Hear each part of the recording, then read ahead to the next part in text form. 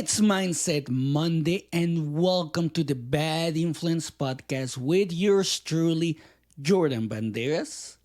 Listen to what I must tell you today, because this can help you understand why you don't have to shrink yourself for others.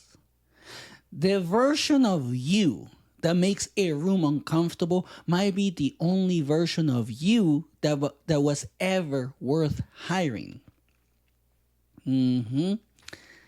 Let me tell you something that happened to me. There was a stretch at a job where people started complaining about me. Can you believe that? But not about my work, about me. That I was too intense, too much. People even said that just being in a room with me made them feel small. It got serious enough that some of them were actively trying to get me fired over it. My boss brought it to me straight, sat me down, told me people wanted me dialed back. And I had a choice in that room. Shrink, soften it, get smaller so somebody else could feel bigger standing next to me, or stay exactly who I was and let the room adjust instead. So, I told him no. I said, I'm not going to tone myself down because it makes somebody else uncomfortable. If that's a fireable offense, then fire me. This is true. This actually happened. And guess what? They didn't fire me. Because underneath every complaint about my intensity was one fact nobody in the building could actually argue with. I was excellent at what I did, and the intensity wasn't separate from that. It was the source of it. And here's why I'm telling you this. Because you've got a version of that exact room waiting for you if it hasn't already shown up somewhere. Someone is going to tell you, straight to your face or through 100 small signals, that you're too much, too intense, too direct, too driven, too unwilling to just relax and blend into the wallpaper like everybody else. And they're going to frame it like the problem is you. Feel that tightness in your throat right now, thinking about the last time you actually wanted to say the true thing and swallowed it instead. Think about that. That's the exact room I'm talking about. The one where you get to decide whether you dim yourself down to make somebody comfortable or stay exactly who you are and let the room adjust to you instead. Be honest. Yes, I want you to be honest right now because this is important. How many times have you already made yourself smaller because somebody else's comfort felt more urgent than your own truth? You've been calling that being easy to work with, being agreeable, being a team player. Well, it's none of those things. It's betrayal dressed up in professional language. Betrayal of the exact thing that makes you good at what you do. It is so true. Because here's what nobody tells you about the parts of you that make people uncomfortable. Half the time, that discomfort isn't proof you're doing something wrong. No, it is not. It's proof you're doing something real in a room full of people who've gotten used to nothing being real at all. And today, you find out whether you're going to keep shrinking to fit rooms that were never built to hold you, or finally let one of them find out what happens when you don't. This didn't start with the job that tried to get you fired, like in my case. That was just the loudest example. The pattern started a long time before that. Think about the first time you show up somewhere completely as yourself. Full volume, full opinion, full presence, and watch what happened. Maybe you got laughed at. Maybe you got a look. Maybe someone corrected you, gently or not so gently, and told you to tone it down. And you learned something in that exact moment that you never forgot. Being fully yourself costs something. Yes, you did learn that. Not everywhere, not with everyone, but in enough rooms, often enough that you started expecting it everywhere. So you started editing. A little here, a little there, just enough to stop getting corrected. And here's the thing about systems like that: school, family gatherings, jobs, whole industries. They don't usually punish you all at once. They punish you in small doses. It's spread out over years until editing yourself doesn't feel like editing anymore. It just feels like being polished, being professional, growing up. Think about how many places actually rewarded the edited version of you and quietly punished the real one. The classroom, where enthusiasm got called disrupted. Ooh. The family dinner, where your opinion got called disrespectful. Ooh, yes, we're going there. The first job, where your full effort made someone else look bad by comparison. And you got the talk instead of them. Every one of those rooms taught you the same lesson from a different angle. Oh, yes, it did. And that lesson is: the real you is too much, the edited you is safe. And you didn't choose that lesson. It got taught to you, one correction at a time, by people and systems that had their own reasons for wanting things calm and predictable. That's not something to blame yourself for. A kid, or a young adult, learning that authenticity gets punished and editing gets rewarded is just doing the math on what actually happened to them. You adapted. That's what smart people do. But here's where it stops being just an old lesson and starts being your responsibility. Oh, yeah, because it is your responsibility. The system that taught you this wasn't building you a better life, it was building itself a more comfortable room. Every time you got corrected for being too intense, too loud, too much, that correction wasn't about your well being.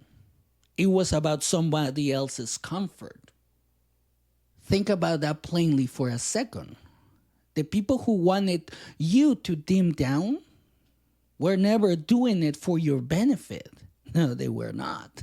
They were doing it because the full strength version of you made them feel something they didn't want to feel. Smaller, slower, less impressive by comparison. And instead of dealing with that feeling themselves, it was easier to just ask you to be less. Oh, yes, that was the easy choice for them. So you learn to comply. Not because complying made you better, because complying made other people's discomfort go away, and yours got treated as an acceptable price to pay for it. Think about how many times you've done that exact trade without even noticing the terms. Your energy for their comfort, your opinion for their ease, your full presence for their ability to stay average without having to feel average next to you.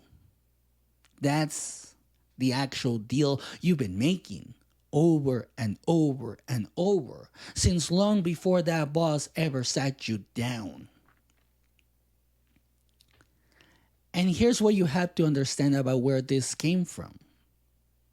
Whoever taught you this, a teacher, a parent, a manager, a whole industry, probably wasn't thinking about your future at all. No, they were not. They were thinking about their present, their comfort, their ability to manage a room without anything in it standing out too much. That's not a personal attack on you. No, it is not. It's just what happens in systems built around control instead of excellence. But that system isn't in the room with you every single day of your life. No, it is not. It was in a specific rooms at a specific times, run by specific people who had their own reasons for wanting less of you. And you took the lesson from those specific rooms and started applying it everywhere. Yes, you did. Even in rooms that never ask you to shrink. Even in situations where the full strength version of you was exactly what was needed. You dimmed down anyway, on reflex. Because somewhere along the way, editing yourself stopped being a response to a specific threat and became your default setting. Think about the last time nobody was even asking you to tone it down, and you did it anyway, just in case. That's not caution.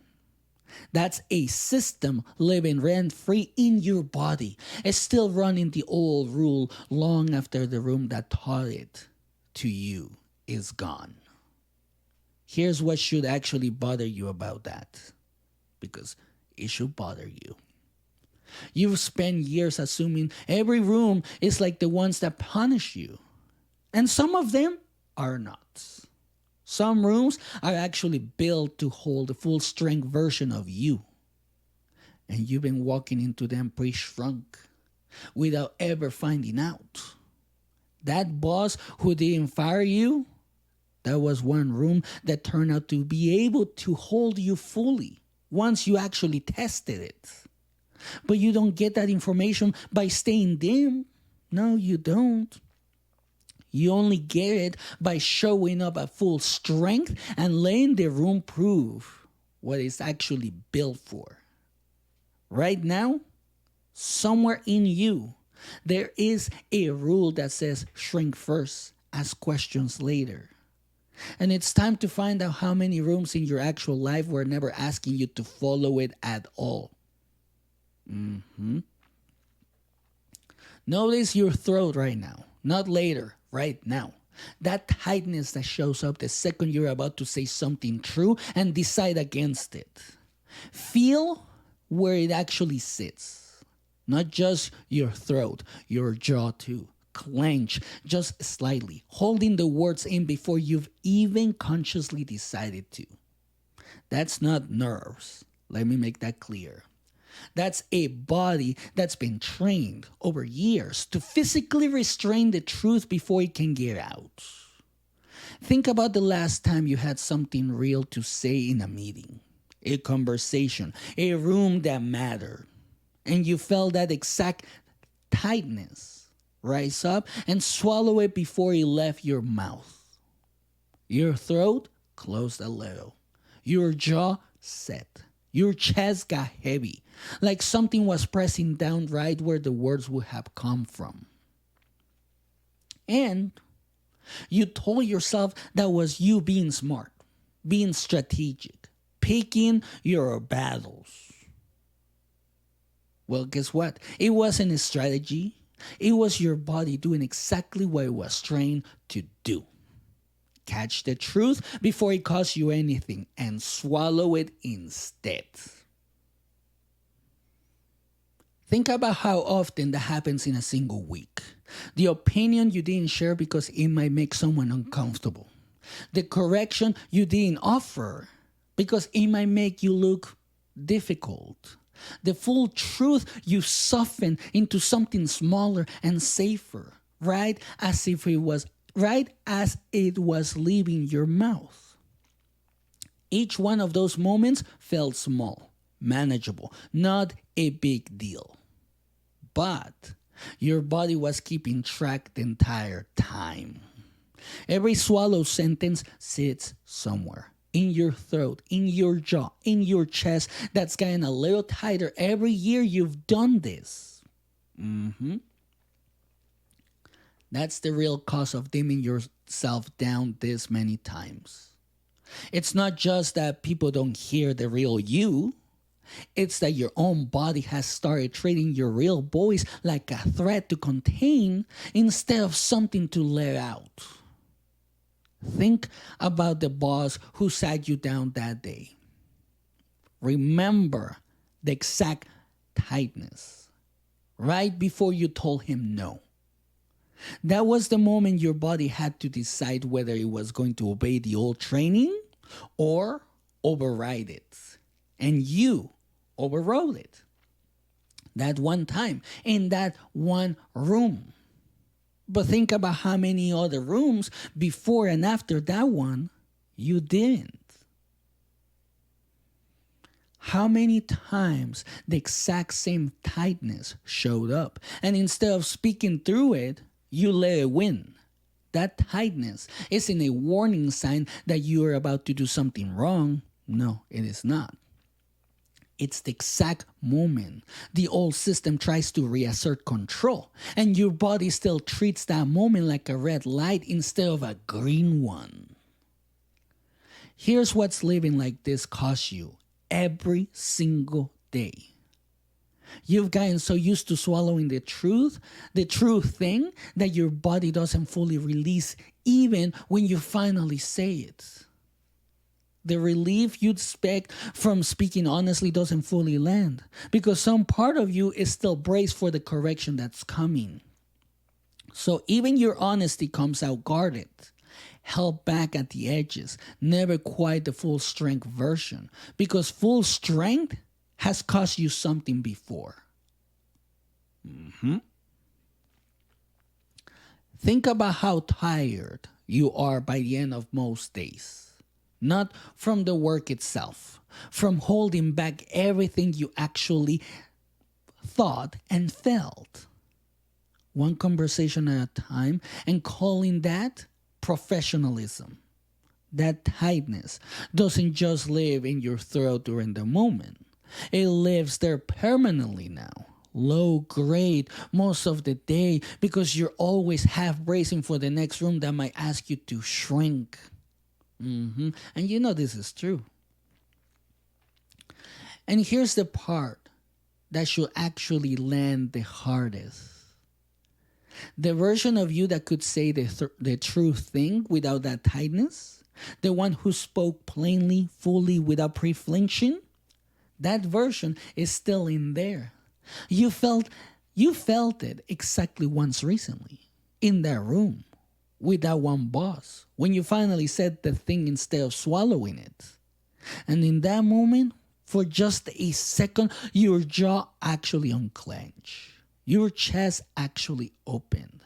Your voice came out at its actual size instead of the shrunk one you've been using for years. That's not a fluke. That's what your body actually feels like when it's not holding something back. And you've experienced it exactly once, recently enough to remember, which means it's not gone. It's just buried under years of practicing doing the opposite.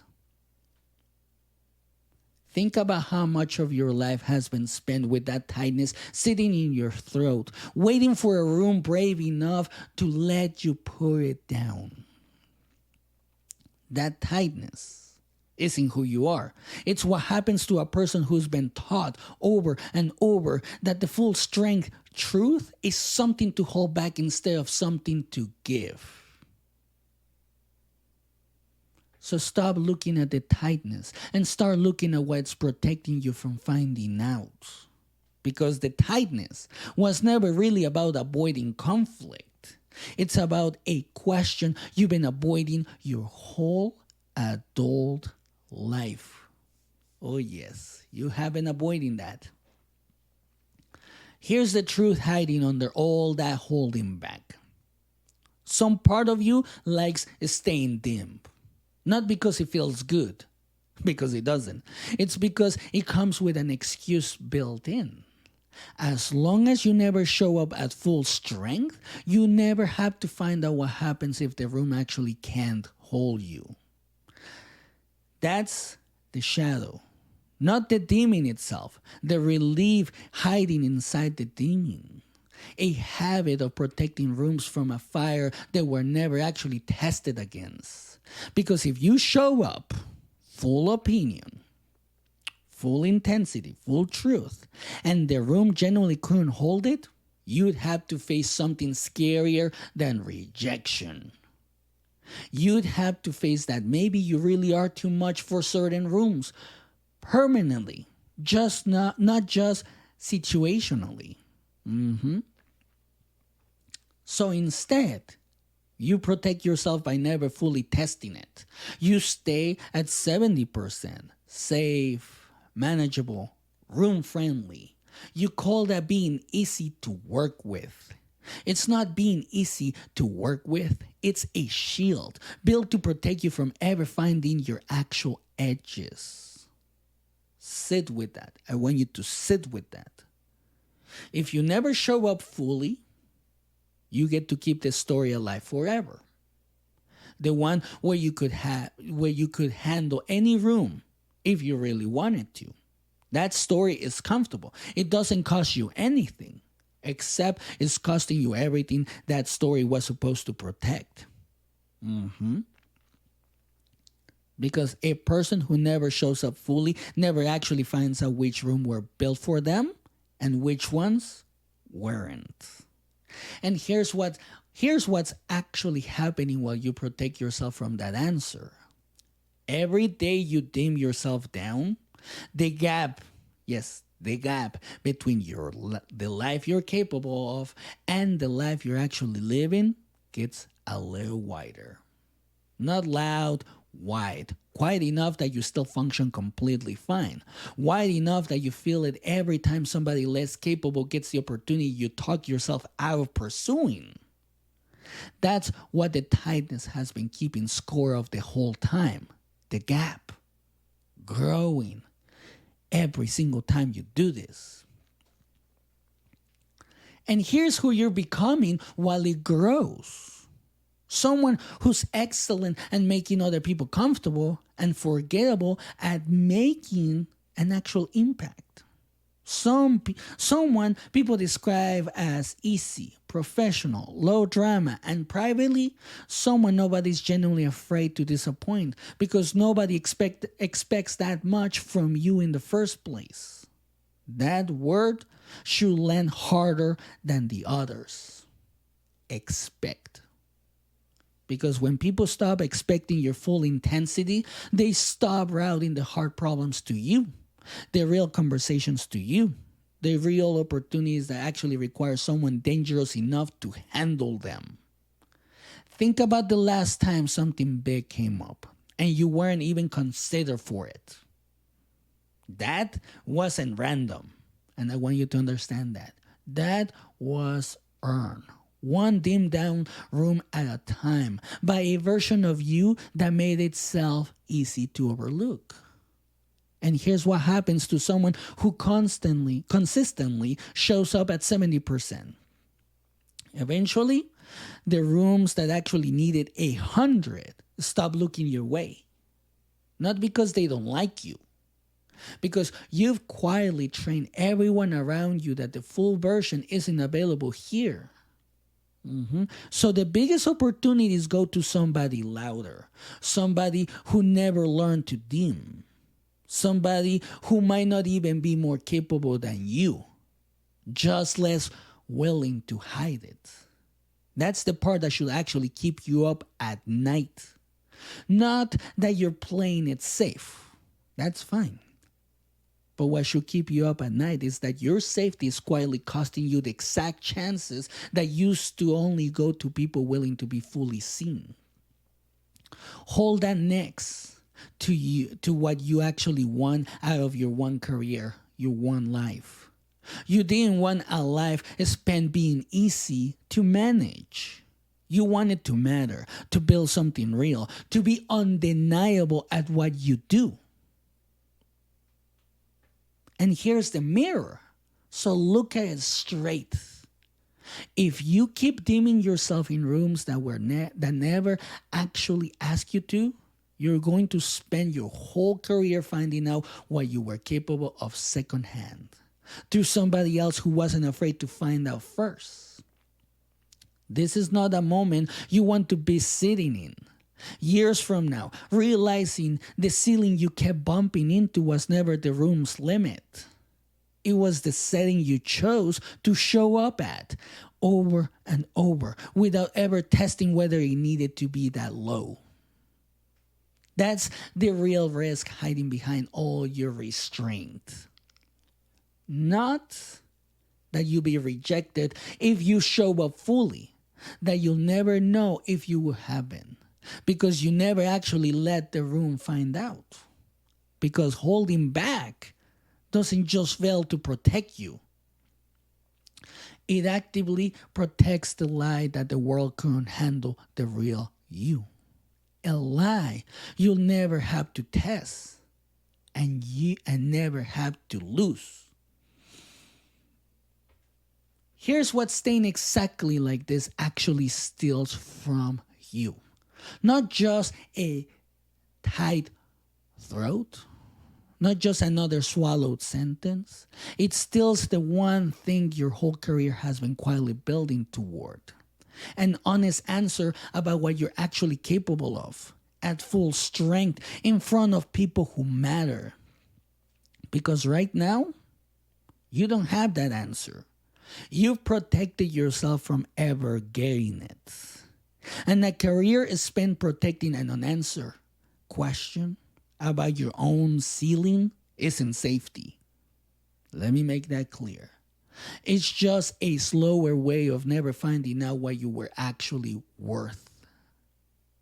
Think about what that means for the years already behind you. Opinions swallowed, ideas softened, full effort held back, one comfortable room at a time. Looks fine from the outside. Looks like somebody easygoing, reliable, drama-free. But underneath it, the actual answer to what you're capable of has been sitting untested. Year after year, what you call the demon, professionalism. That's the cost. Not just a dramatic collapse, just a slow, quiet postponement of the one truth that actually matters. And it doesn't announce itself. Oh no, it doesn't. It just shows up, fully formed, the day you watch someone less capable get the exact opportunity you talk yourself out of because they never learned to hold back. That's not a future risk. That's exactly where you're already headed. Here's the part of the shadow that's easy to miss. It's not just costing you the answer. It's costing the people who needed to see the full strength version of you at least once. A coworker who needed you to say the hard true thing in the room. A friend who needed your actual opinion instead of the safe one. Someone junior watching how much of yourself you're willing to bring. They're learning from what you do, not what you say about being authentic. And right now, what they're watching is someone choosing comfortable over and over and calling it wisdom. Yeah, that's exactly what they're watching. That's the part that should actually land the hardest. Not that you're holding back, is quietly teaching someone else that shrinking is the mature move. The people who actually need you don't need the dim version. No, they don't. They need to see you show up fully at least once so they know it's possible to do that and survive it. Right now, what they're watching instead is someone protecting a comfortable room instead of answering a real question. You already know that the inversion isn't who you actually are. You already know that. You've known it for a long time. You've known it every time that tightness rose in your throat right before you swallowed the true thing. You've known it every time you called the shrinking being easy to work with and felt something in you go quiet in protest. And you can keep calling that professionalism. Or you can finally admit the only true thing standing between you and the answer was never the room's limit. It was you deciding not to test it. Nobody else has been holding you back this whole time. You build the habit, you maintain it, and you're the only one who can finally show up fully and find out if the ceiling was ever real. So here's where you stop testing the ceiling in your head and start testing it in the room. Everything you just sat through wasn't meant to shame you. You had to see exactly what the demon was protecting you from before you could ever choose to show up past it. And now, you have. So let's talk about what's actually on the other side of full strength. Not guaranteed acceptance, something more honest than that. An actual answer. That's the whole thing you've been missing. Not approval, a real answer about what you're capable of instead of a managed guess. So here's the new standard.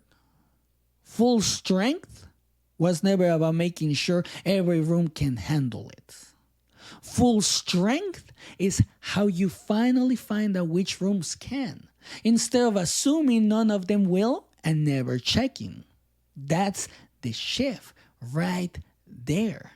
You've been waiting for permission before you show up fully. Permission was never coming. Oh, let me tell you that. I learned that. Nobody hands that out. You just have to show up and let the room answer for itself. So the new rule is simple. You bring the real version first, and you find out what the room does with it second. That's going to feel exposed at first. It's supposed to.